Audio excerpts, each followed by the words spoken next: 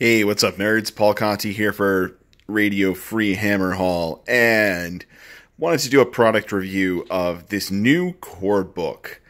So there's an interesting sort of paradox of this core book, is that it's not technically necessary. This is really sort of a supplemental product, and it's I want to say over 300 pages long. You know, if we when we flip to the table of contents, we can take a look at that.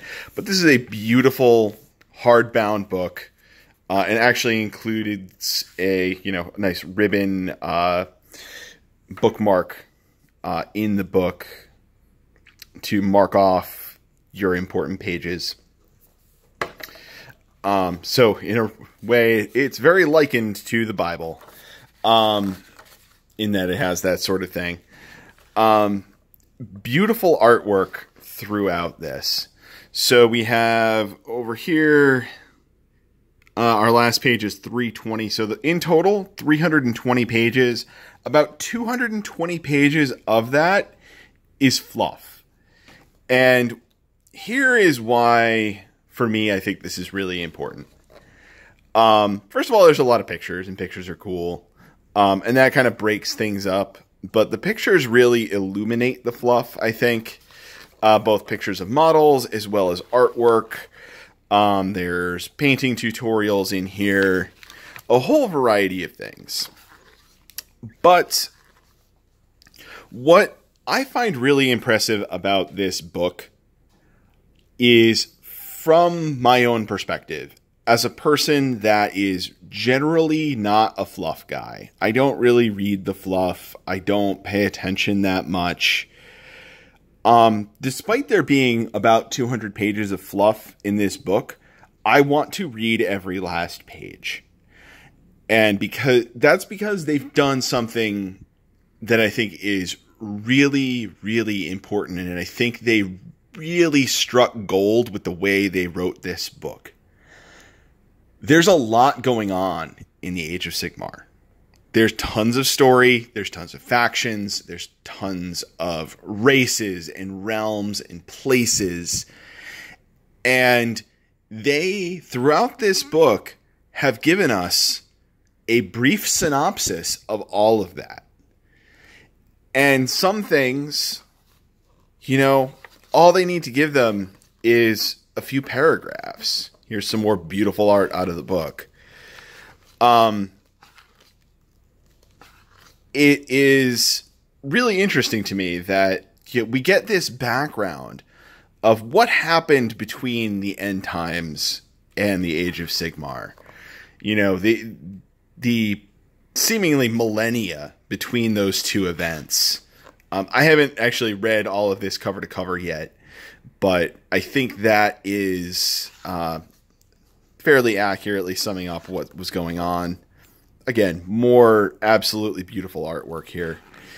And then once we get past the history bits of this, we eventually get to, we'll see if we get there. There's a lot in here. Like, there is just a lot in here. This also tells the story all the way up through Malign Portents. It has a nice summary of the Malign Portents story as well, contained in here. So what does this really do? It takes the fluff that can be really overwhelming for somebody like me that's not really that interested in the fluff, but it's really nice to kind of have a general idea of what's going on. And it gives you that general idea of what's going on. Here we have, descriptions and maps of the realms. So you have an idea of where you're actually playing. And if we flip a little bit further, here's more of the realms. More of the realms. I mean, they had 8 realms plus the realm of chaos to get through. All of them get a couple of pages, which, 8 realms, each getting a couple of pages. I mean, that gives you enough of a short story about that realm to kind of get a feel for what's going on. And then you can jump off from there. If you're a person that's interested in fluff, there's a lot more material out there that you can go explore and use this as a jumping off point for the things that you're interested in. But this section here, I flipped one page too far. Factions of the Mortal Realms. And this goes through, step by step, each of the factions. We get a lot of detail on the Stormcast. You know, not nearly as much as you get in a Stormcast battle tome.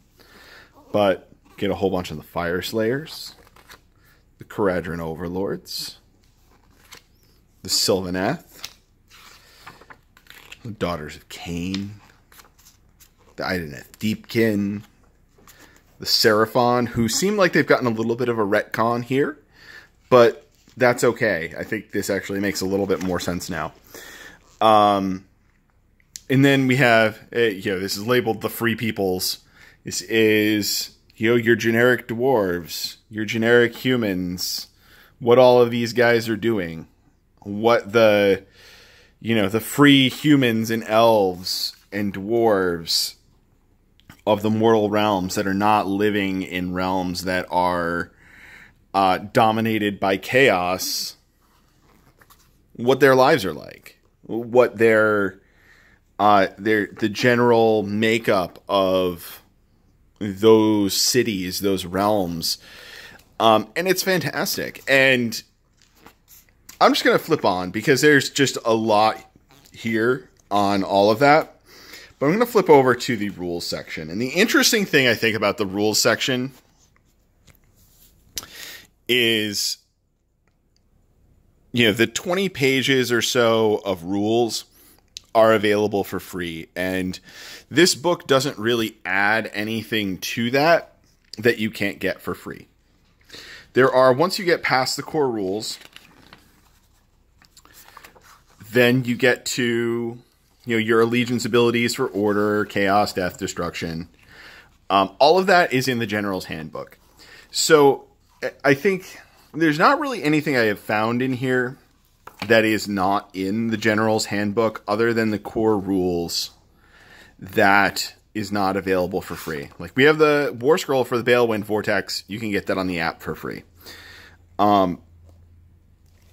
Talk about open play games very much in the same way that they talk about open play games in the General's Handbook. And then we have the rewrites of the original 6, actually not in this particular section, but we have some additional battle plans. And then we have rewrites of the original 6 battle plans from the first General's Handbook, which is really interesting. I think that is the only sort of match play piece that is left out of this book.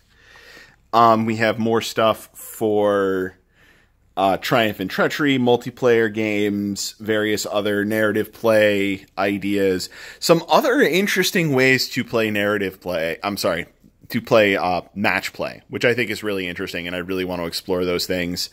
They also included a table in here to generate your open war cards, but with a table and dice. So that's really cool. So you don't necessarily have to go out and buy the open war pack to be able to use those rules, and you might be able to intermix those into your other games as well.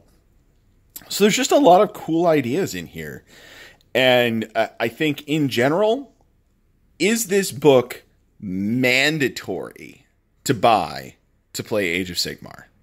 No, it's not. They're still keeping that promise that the rules are free, but that this is a valuable supplement. I am very happy that I bought this book. It is a great supplement to the General's Handbook. If you're strictly a match play player, you can really just download the free rules, buy the General's Handbook, and go. Like, you're pretty good if you do that. But this adds a lot more color to the game. If you're interested in narrative play, it gives you a lot of interesting options. If you're interested in multiplayer, if you're interested in some alternative match play ideas, there's some really great things in here. So I think with this book, I think Games Workshop hit a home run with this one. I really do. I'm very, very happy with this book. I was a little reluctant to purchase it. Here is one of the new match play things that they suggest, the battle strategies. Doing this to sort of generate a custom scenario, and it morphs throughout the game. And I think I'm going to need to do a video just on this at some point, on because this has a similar sort of feel to Open War, just from my cursory read through it. And Open War has been very popular. I could even see this being a way to add secondary and tertiary objectives to tournament games. Just like we just get a big table of stuff right here that you can just add. And that's really cool. I really like it. They did a great job with this book. It is beautiful. It is a high quality printing. Everything about this is worth every penny that you spend on it. I'm not a Games Workshop fanboy by any means. I call balls and strikes when GW does stuff. This one's a home run. This one's absolutely a home run. I'm a huge fan, and I definitely encourage folks to go out and buy it, even if you're not really that interested in the fluff. If you're just a little interested in the fluff, this gives you that little bit of information that you need to make you kind of feel like you understand what's going on in the world, that you know that your fire slayers aren't just guys sitting on the table, your dwarves aren't just guys sitting on the table. Like, what's the motivation behind Tzeentch and Slaanesh and Khorne and Nurgle? What sort of a character is Nagash, really, without having to go buy the Nagash battle tome and dig into it that way. It's a good cursory overview of all of the fluff, and then you have the core rules, and then a whole bunch of supplemental stuff that's not really mandatory, but it's really good. It's definitely really good. I am excited to see where the community takes this. So that's about all I got for now. I mean, this is definitely like an A+ rating for me. I love this book.